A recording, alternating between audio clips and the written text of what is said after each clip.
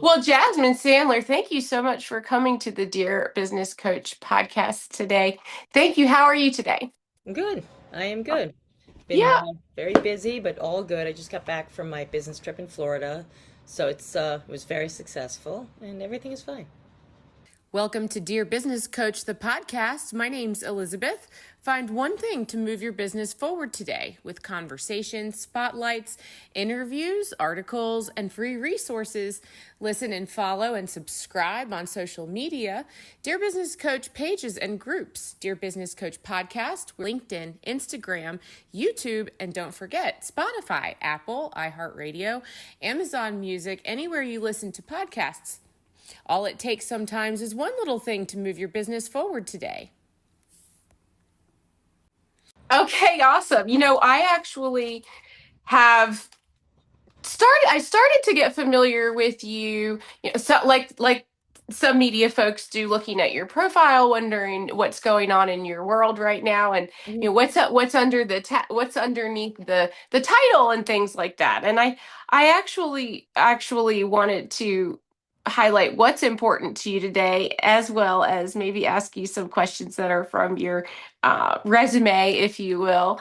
And I think what I want to start with is something that you have going on right now, that, as I see behind you there, the Warrior Women, well, it actually says warriorwomenbusiness.com. And so you've been talking to me about Warrior Women, which actually is part of your media business. And so I would like to know, are you are you moving into this area about women for women as a primary focus? Is this something that you started with before? How did you end up focusing on women?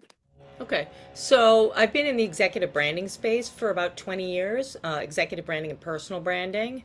And so my main business, JSMedia, we serve both men and women in that space. And generally, they are executives that are usually successful, and they either want to make a change in their career, start a new venture, get on boards, or become speakers and authors. And a subset of that I found really interesting were the women. I've done a lot of speaking to women's groups, particularly D&I and women's leaderships groups inside of corporate. And so, Warrior Women in Business came from my talks to female leaders. At one point, I was speaking to a room full of women business owners, and I saw an opportunity and a need and a purpose really to support them by bringing thought leadership to help them to grow their careers and businesses. And so, Warrior Women in Business started as a podcast and as a personal branding service for women business owners. We still obviously do that, and it's definitely it's a part of JSMedia. Where it's grown and expanded is into a membership program and membership offering, especially this month being Women's History Month is actually a very, Right. very important month. And that's why I've been involved with two major events for Warrior Women in Business. One in New York, which was a fundraiser for the Domestic Violence Task Force and the Gender-Based Violence Task Force of the Mayor's Office. And then I just came from a partnered event in Tampa to help the American Cancer Society. So, Warrior Women in Business is very mission driven. It's a membership organization, and the members have the opportunities to be on the podcast, get spotlighted in our events, and we just recently this month, have launched a membership portal and directory. So the intention is for Warrior Women in Business and for the members is to help to guide them into qualified business relationships by directing them within the directory, and then online and then offline by producing events where they can actually meet and do business with each other, and also help them to drive visibility. So our events, the physical events, they have multiple flavors to them to support all three types of women: the female executives that are really mentors and leaders that want to help and get the word out about what they're doing, women business owners to connect and learn about these opportunities, and women in the arts to perform. So both the events that I just mentioned both had full concerts of women, so musical performances, as well as silent auctions of art, female art. So we do We do that. Yeah, there's a lot to say about Warrior Women, but primarily it's very tied into my main business because a lot of the women business owners initially came to us for personal branding, and it just kind of developed from there. We Mm. do for them, we do styling. We actually have a fashion line. We help them really because we are used to working with women that have to get on stage, as speakers. So it's a big piece. It's all about visibility and support.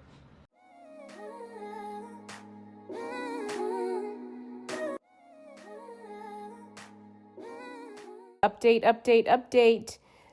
Now you can get 10 free email issues when you sign up for email at dearbusinesscoachpodcast.com. Discount codes, early access, exclusive content, the magazine, and access to the VIP page. Dearbusinesscoachpodcast.com.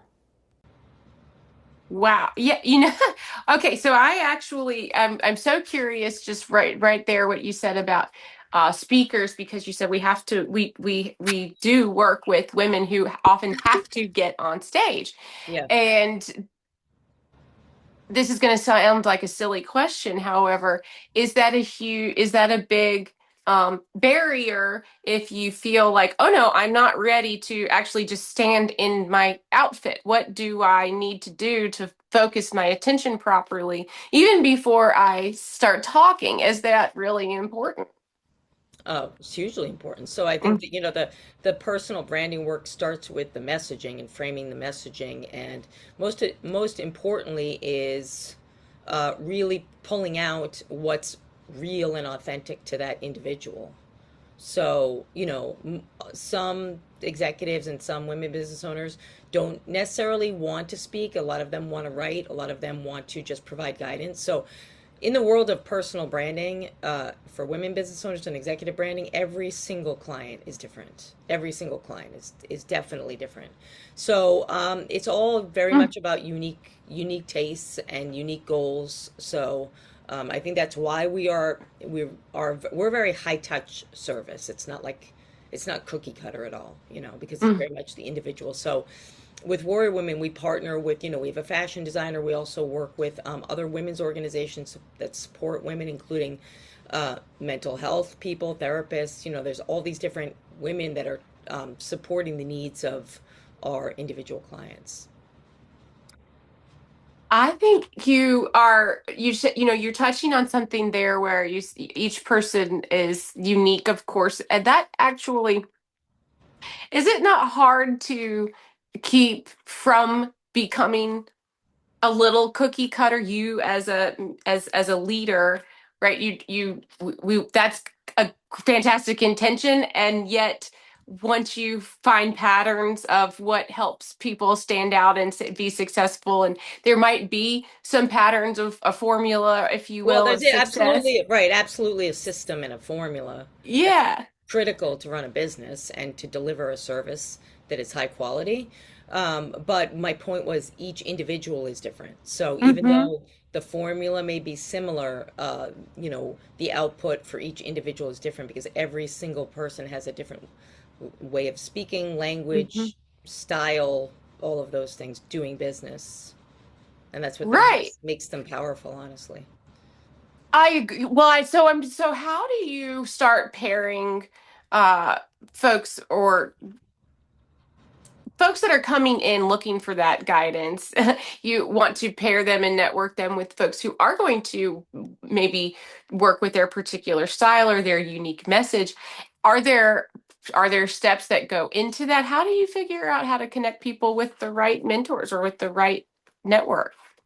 So that has everything to do with the strategy and planning. So we do a deep dive with our clients and our individual clients, a deep dive to really understand and help them to define, their target plan and their business plan for their own personal brand. So that's honestly the first place that we start with those that are looking to actually invest in their personal brand. So it's a very, like I said, high touch but longer term process. And then, as far as your question in terms of connecting them, that really, again, it goes back to who they are and where they want to go and what they need. And you know, it just really depends. So, like as an example, photography. I'll just start with that. So, I've been handpicking for many years photographers that I work with across the US, and actually we have international clients. And Hmm. so, there's a level of quality that I look for any partner, whether it's a women business organization that we're partnered with, a photographer, maybe it's a video team because we direct video teams outside of the areas where we have physical locations. We're in New York, Boca, and Beverly Hills, and we do a lot of events also in Chicago for some reason. But anyway, the point is when we're onboarding, when we're working with a client that's in another country or another state, the things that they need to have fulfilled usually locally. And so I got, Mm. we always guide their local support, and we sometimes help them look for it, but usually it's about guiding, helping them make those decisions, like art directing and do a lot of, you know, a lot of that work. So, it's really about the quality of service. Stylists, for example, I've worked with stylists around the country. So, it just that's fine and that's good, and that's the intention of Warrior Women overall, is to feed the economy, right? So you know if we are working with freelancers or a client's team, that's helping them to grow. So I think we have a really great effect on that. That sounds like a tremendous amount of detailed networking. That's very impressive. And the photography is a good example. Yes, I have even within your personal life, right? You know who's going to take the picture of you that looks the best, and sometimes Yeah. sometimes it has to be that one person that knows how to hold the camera, and that sounds a little ridiculous, but that's a very personal experience. I get very, it's like somebody doing your hair. You cannot, my hair looks very boring and very plain, and it is, and yet I still am extremely nervous when I go to a new person. Yeah, it's true. So for example, in New York, because of our events, I have makeup artists, and we also have a fashion line, and we're doing a September launch. So, the quality of the people is so important. I have one photographer that's pretty much, I would say, one of our more exclusive photographers here in New York. She's done so many shoots, but she is excellent, So it's definitely a quality of service thing, 100%. Yeah, I like the term high touch. I like that phrasing. And what about getting into the membership? We're just getting into Warrior Women and having a membership. What is that difficult? Is it as easy as signing up? Do I need to do some steps ahead of time before asking for a membership or joining? No, our membership is pretty simple. I mean, it's not meant to be some exclusive club, and it's really meant to be low cost for a reason, because the Oh, intention, yeah, a Warrior Women membership is it's $15 a month. It's nothing. It's really, really intended to um, be open and available, because I'm a former president of NABO, the largest women business organization in the US, for the New York City chapter. I know a lot. I'm just now getting involved with Chief, so I know all the women's organizations, and so Warrior Women is meant to be a basically a connector and supporter of other women's organizations. So we don't want to have a barrier to entry. We want to be able to offer these services and support, not our services they get discounts on, but what they get as a member for $15 a month. They get the visibility, they get access into events. Like, one thing I'd love to mention is our signature event that's happening this month. Is we are doing a private Met Museum tour with a partner of ours, Women of Culture. And Women of Culture is a partner we've been working with since 2000, I think 18 or 19, co-creating events. They are amazing. And so, that's a female only exhibit at the Met Museum. So that's for members only. That's the whole point. That's a member only opportunity that, they wouldn't normally get. So we bring arts, culture, business, connectivity to other women's organizations, a lot of my time is actually spent meeting with the heads of other women's organizations because we're not looking to compete. We're looking to really collaborate in how we can, because at the end of the day, it's really supporting that individual. So the members, they get a lot, and it's what they make it, I mean, it's being a member of anything, it's really what you make it. So I have, for example, in Florida, I had a member come to our event. She drove 2 hours to come to our event. And I took the time to meet with her afterwards. And now I'm helping her to plan an event that's going to support her and Warrior Women because she's putting effort into her membership. Mm. She was just on the podcast last week. She's putting the effort in. So if you put the effort in, you get so much out of it.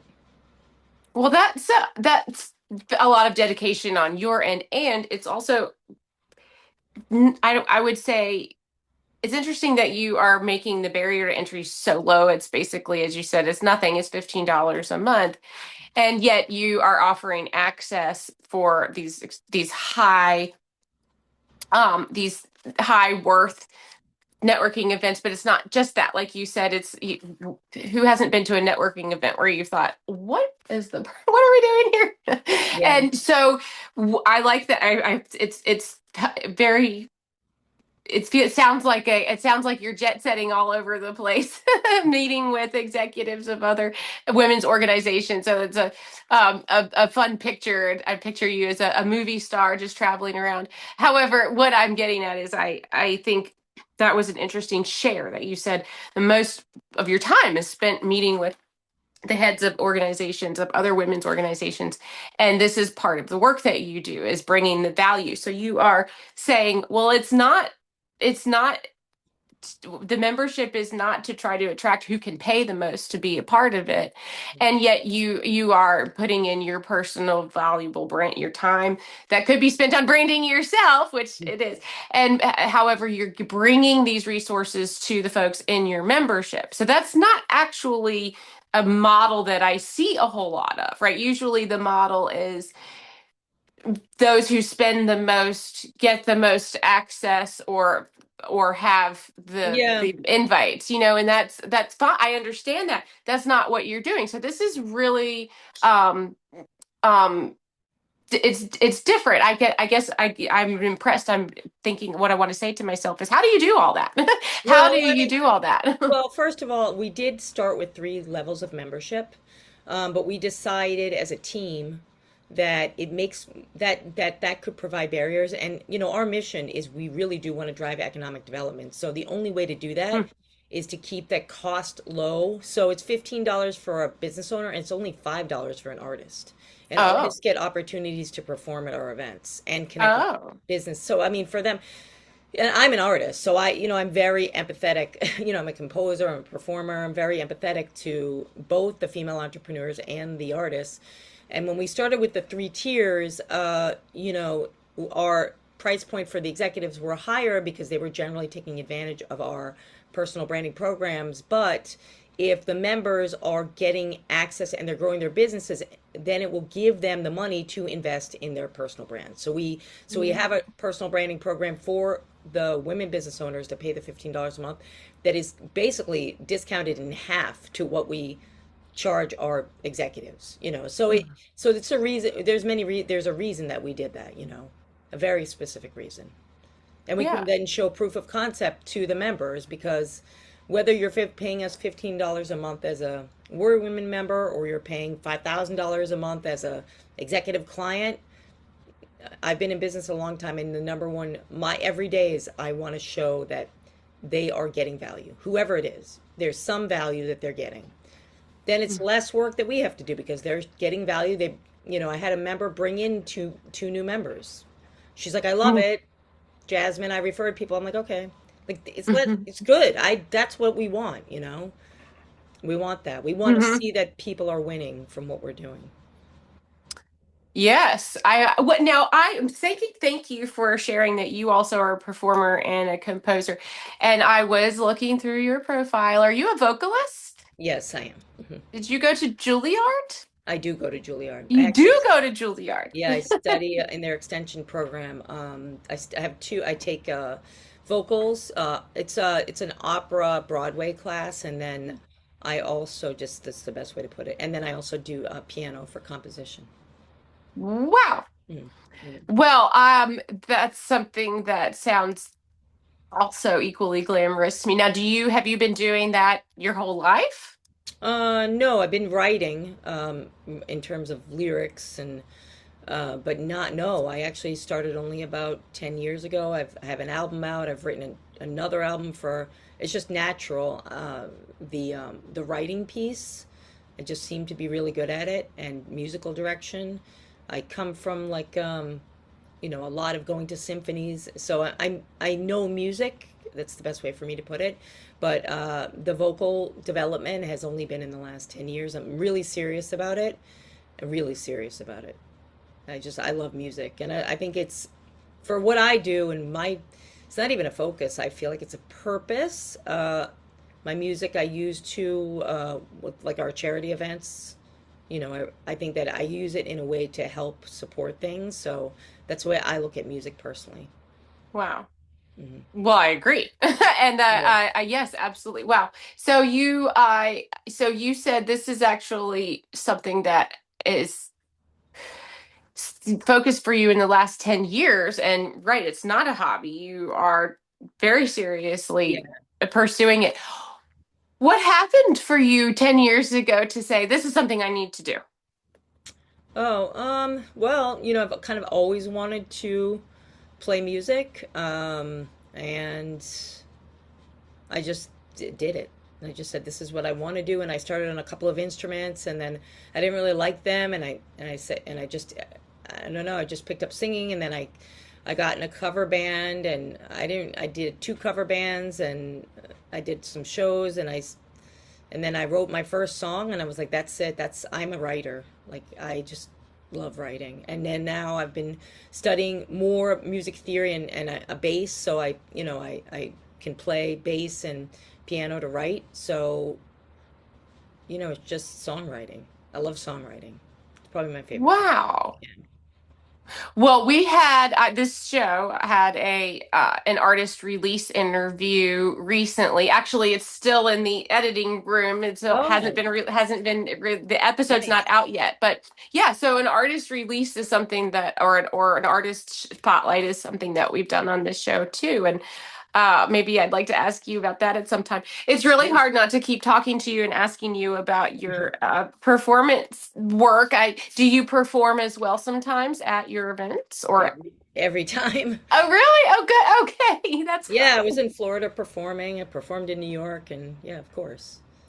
Wow. Okay. Well, that's actually something else I wanted to point out too is the locations of where you do events. For me are important when I'm thinking about where I'm going to gather or if I'm going to Of join a course. networking group. And there are places all over the country that are fantastic for networking and events. However, there are some cities where you're going to have a little bit different experience and exposure. If what we're looking for here is experiences that do involve the arts and especially the clientele that you have or the members that you have, if we're looking for as we're looking treating our branding as sort of an artistry and a presence, I imagine lots of your members are highly artistically motivated and highly in touch with the arts themselves too. So this is probably very important for a couple of different levels. So Yep. that must be really challenging for you to coordinate with folks in these major cities. For example, how on earth did you get a private museum tour? Can I ask you for something a little behind the scenes how you pull that off? Well, so that's through Women of Culture. That's our partner, and they produce a lot of events, and we partner with them. We sometimes co-create, sometimes they have events, and we'll sponsor their events and partner and help them, with promotions. So this is their event, and then we've had events where we've brought them in. So we're a very good pair. That's why I say a lot of times a lot of my work is identifying the right women's organizations to partner with because for all events that I do am involved with, I want to have entertainment, culture, but also business. So with them, we're really great team because they do a lot of the arts and culture. Even though I am the board director for the Arts and Culture Network in New York, I'm very involved with arts and culture. They have been doing Wow. events for many years. Um, and then I do events with the mayor's office, and they can't do that. So we just are a very good fit, you know. And that those are so when you talk about different cities, that's like Beverly Hills. I'm involved with their Women Business Network. I have a call with them this afternoon, actually, about doing an event. So, yeah, it's a lot of partnership work. Yes. Now, I recently just talked to somebody where I got on the subject of hosting events. I've hosted a workshop before, and I learned that I'm probably not the best person to be the host and then also speak. And so that is a whole different job, right, to host versus being someone who is Absolutely. coming to speak. So, do you have a lot of help for this? Yeah, that's a great question. So, uh, do I have a lot of help? When I do events, um, when I decide I'm going to do an event, if I'm going to produce it, I will bring on a staff for that event. I have a team, right? And my everyday company has a team, right? But when I decide I'm going to produce an event, like the event that we produced for Valentine's Day, I brought on a staff of 8 people for 2.5 months, you know. So that's much different. I don't do, Warrior Women doesn't do a lot of we don't do weekly events at all, you know.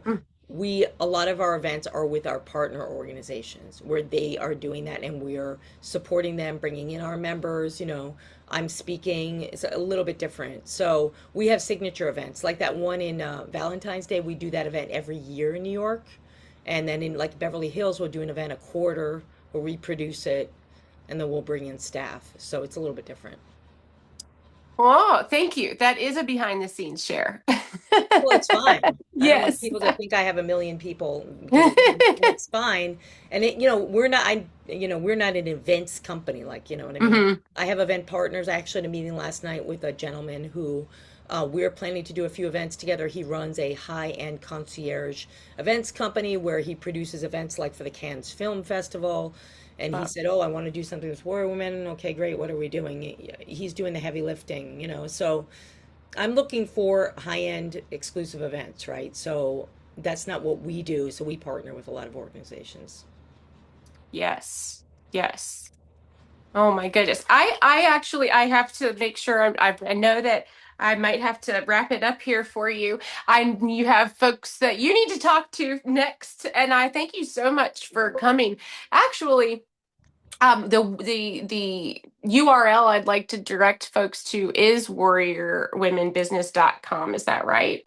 That's for Warrior Women. That's our website. Yes, thank you. Now I can also possibly connect with you on LinkedIn. Is there anywhere in particular? Is that a good spot? Yeah, the ways to connect, certainly Warrior Women Business, and then my LinkedIn URL is very easy because it's linkedin.in online branding. I've had that since 2000. I've been doing LinkedIn keynote speaking training work for so long. So that's my handle, online branding there. But yeah. And JS Media, so jasminesandler.com is that's my main company, JS Media. And it goes to everything. Oh, The okay, main That's yes. the main business, yeah. Amazing. Okay, you know what? I hope I earned the right to ask you back again sometime. I really appreciate you sharing with me today and recording with me today.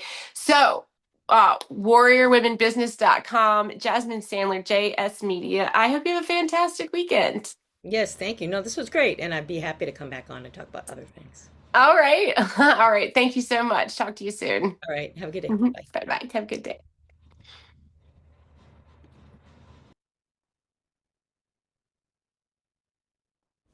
You've been listening to the Dear Business Coach podcast.